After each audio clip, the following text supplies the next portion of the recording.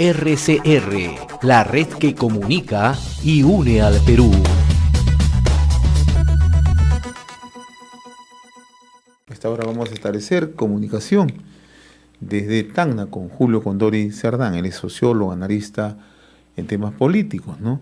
Y le agradecemos, como siempre, la amabilidad que tiene con RCR, Red de Comunicación Regional. Qué gusto saludarte, Julio. Gracias por atender esta comunicación con RCR, Red de Comunicación Regional. Muy amable. Un saludo cordial a tu persona, José, de igual modo a la digna audiencia. Bien, estoy a tu disposición. En un primer término, me gustaría un poco comentar, ¿no? ¿Cuál es, digamos, el análisis que tiene en los primeros días de gestión gubernamental, los primeros 100 días de gestión gubernamental de Pedro Castillo Terrones, ¿no? Al frente de la presidencia de la República, ¿no? Él ha puesto bastante énfasis, ha dicho que el tema de la reforma agraria es un tema principal durante su gobierno, el tema de Camisea, también el tema que está referido a la lucha contra la COVID. Me gustaría conocer un primer apunte tuyo, por favor. Mire, yo creo que hay que destacar como primer acto, si se quiere positivo, es que hayan agilizado, han acelerado la vacunación contra el COVID-19. Eso es indudablemente positivo para todos los peruanos. Habida cuenta que se está iniciando ya con de 12 a 17 años. Eso es importante. Eso quiere decir que podemos terminar, quién sabe, para diciembre con esta crisis sanitaria. En segundo lugar, debemos manifestar, más que todo para la macro región sur, lo importante serían los tratos o contratos ya suscritos en el Gabinete Nacional Perú-Bolivia, en La Paz, por la cual hay la posibilidad de que los pobladores de la macrorregión sur tengamos gas natural, tengamos GLP a menores precios, porque no es posible que esta alza de costo permita que esté costando 55 o 56 soles el GLP de 10 kilos. Entonces, particularmente eso es lo que destacaríamos. Ahora, en cuanto a limitantes o aspectos negativos, diríamos que lamentablemente el gobierno del profesor Pedro Castillo ha estado con marchas y contramarchas, planteando una cosa y otra. Por ejemplo, fue totalmente negativo el primer gabinete conducido por el señor Restreguido Bellido, una persona muy controvertida, desautorizaba al mismo presidente, desautorizaba a sus ministros, y definitivamente de continuar ya hubiese un caos.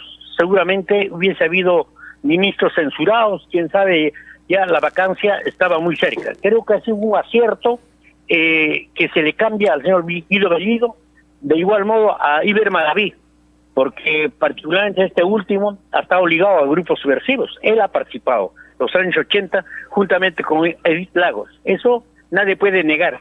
Existen documentos de esa época, ¿cierto? Ahora, otro aspecto que podemos verlo desde dos ópticas es la llamada renegociación del gas de Camisea. Para muchos partidos neoliberales hay que precisar, como es Fuerza Popular, Renovación Popular y Avanza País, hablar de renegociación del gas, hablar de cambio de construcción, es prácticamente ya ser terruco, ya ser comunista. Tampoco es así. Yo creo que están exagerando y la gente se va a hastiar de tanta verborrea, porque no es posible de que aspectos como es las riquezas naturales que nos ha brindado la naturaleza, como es el gas, se prefiera para la exportación desde el gobierno del señor Toledo, y nosotros como peruanos no utilicemos este recurso, ¿no es cierto? Uno. Entonces, particularmente como peruanos, nosotros ¿qué cosa planteamos? ¿Que debe haber una renegociación? Evidentemente que sí. ¿Que haya la posibilidad de una nueva canción?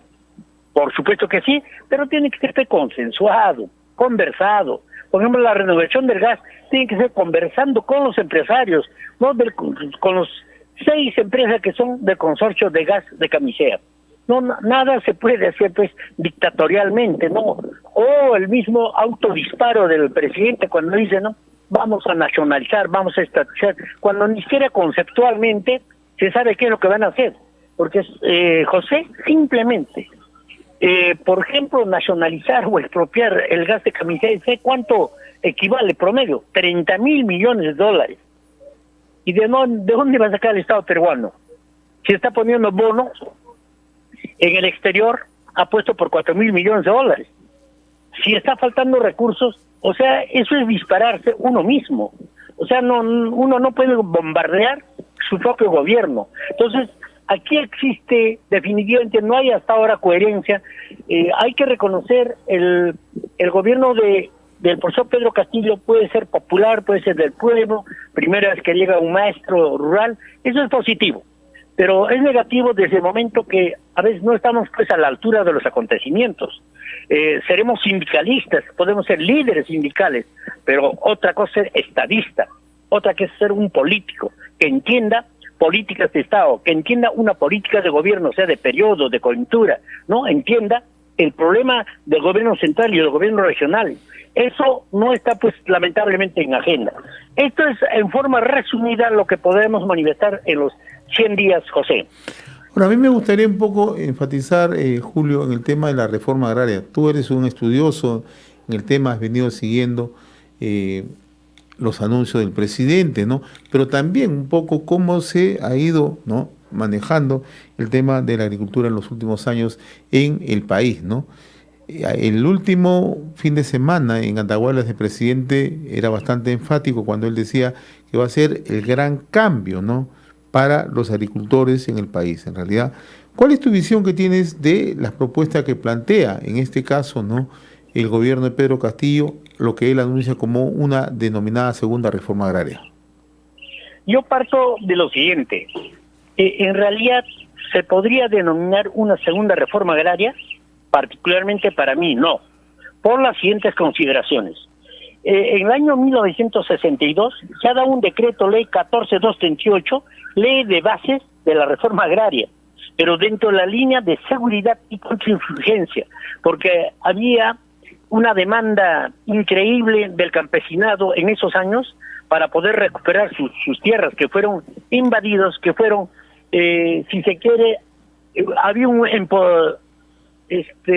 por parte de los hacendados había un acaparamiento y los han confinado a las partes más altas, a los verdaderos dueños. En segundo lugar, se ha dado el decreto ley 14444, igual con Pérez Godoy, bajo la presión social y descontento de los campesinos, particularmente en los valles de la Convención Hilares, Cusco. Y recordará la audiencia de este importante medio, ahí se encontraba Hugo Blanco, ¿no es cierto?, queriendo reivindicar o planteando justamente la reforma agraria. Entonces esa fue ya una medida para poder reestructurar la propiedad de la tierra. La tercera medida ha sido decreto ley 15037, que lo dio el señor Belaúnde Terry en mayo de 1964. Y en esa oportunidad se caracterizó a esta reforma agraria de Belaúnde como de pro terrateniente, porque definitivamente no reivindicaba al campesinado, no tocaba la totalidad de extensiones de tierra de los terratenientes, de los señores feudales. E incluso quedaba intangible, ¿no?, las empresas azucareras, etcétera, de la costa. Y la otra medida, la cuarta, ha sido la 17716 que conocemos, que se ha dado con Juan Velasco Alvarado un 24 de junio de 1969. Y si nosotros analizamos en todo el contexto latinoamericano, de acuerdo a muchos estudiosos, se ha caracterizado la ley, esta 17716, como la más radical, incluso mucho más radical que el de Cuba mismo, ¿cierto? Entonces, ¿por qué? Porque ha habido afectaciones, expropiaciones, se ha afectado seriamente el medio de producción que se llama tierra. Entonces, si se han dado tantos dispositivos legales y se han aplicado en el país, ¿cómo podríamos decir que es la segunda reforma agraria? Incluso después de la 7716, en el año 1980, sí, cuando vuelve el señor Belaúnde Terry, su segundo gobierno, en alianza con el Partido Popular Cristiano, dan un decreto legislativo 02 de promoción y desarrollo agrario, que es la contrarreforma agraria. A través de ese decreto se limita, ya no hay más afectaciones. Incluso han quedado muchos terrenos que han recuperado sus propios dueños. Ese es el problema. Entonces, definido que ha habido varias, desde la ley de bases hasta la 17716, ha habido 4 reformas, ¿cierto? Esta sería la 5ª o la 4ª, pero no la segunda reforma agraria. Ahora, sobre el contenido de la llamada segunda reforma agraria, hay 3 estadios o 3 elementos o 3 características, ¿no? Ahí se habla, por ejemplo, de crédito. Yo no sé por qué seguirán insistiendo en Agrobank. Aquí había una denuncia pública de un jefe de agencia, y me refiero al jefe de agencia, al director del, al jefe de agencia de San Román, que denunció públicamente que los créditos que pedían los campesinos salían de 5 a 6 meses, cuando el campesino ya no necesitaba. O sea, no hay créditos oportunos, ni tampoco son a intereses de fomento. Y ojalá, si tienen la intención de reactivar, que sería el mejor término, reactivación del sector agrario y no una segunda reforma agraria. Por ejemplo, el otro aspecto es elevar el nivel tecnológico, o sea, la asistencia técnica. Estamos de acuerdo. Toda la vida y todos los gobiernos de turno han hablado de esto, pero en la práctica nunca se ha implementado. Es más, yo creo que todos los gobiernos que hemos tenido, no, a excepción de Velasco Alvarado, que fue una dictadura, pero pienso yo, con todas sus limitantes, ha sido la medida mucho más radical, ¿no es cierto? Todos los gobiernos posteriores no han tenido una política agraria para los peruanos, sino han tenido una política de importaciones. Se ha permitido importar arroz cuando sobraba arroz en el Perú. Se permite importar hasta papa cuando sobra papa en el país. Entonces, definitivamente, ojalá, si es para reactivar al agro, si es dentro del contexto de la soberanía alimentaria, ¿no es cierto?, estamos de acuerdo que haya apoyo al sector agrario, porque ¿quién alimenta a quién? El campo, el medio rural alimenta al medio urbano. De eso no hay duda. ¿Necesitan apoyo? Evidentemente que sí. Ahora, el otro aspecto que se dice que va a haber riego, está muy bien. Si no hay recurso hídrico, no hablemos de producción ni productividad menos. Pero yo me pregunto, particularmente en la región Puno, existe N irrigaciones, donde el Estado ha invertido millones de soles. Sin embargo, están sin funcionamiento, abandonados.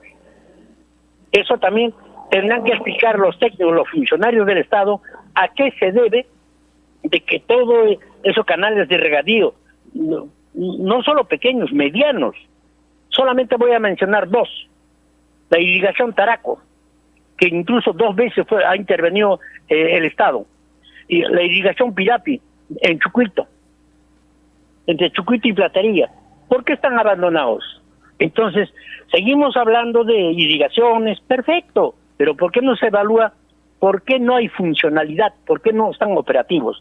Yo rescato de esta llamada, entre comillas, segunda reforma agraria, el problema del CECIGRA del campo, que los que están egresando, los que están practicando de las universidades, agronomía, ingeniería agrícola, los zootecnistas, veterinarios, que puedan ir al campo, que puedan hacer sus prácticas, no como cuando existían las empresas asociativas. En tal sentido, yo pienso, no es una segunda reforma agraria, ni podría llamarse así, sino sería la reactivación del sector agrario, José. Muy bien, mi estimado Julio, como siempre yo te agradezco la amabilidad de haber compartido esta comunicación con RCR, Red de Comunicación Regional. Vamos a seguir dialogando más adelante sobre temas, ¿no?, de interés nacional, ¿no?, y naturalmente seguir, ¿no?, el compás de la gestión gubernamental. Te agradezco como siempre, un fuerte abrazo, Julio. RCR, la red que comunica y une al Perú.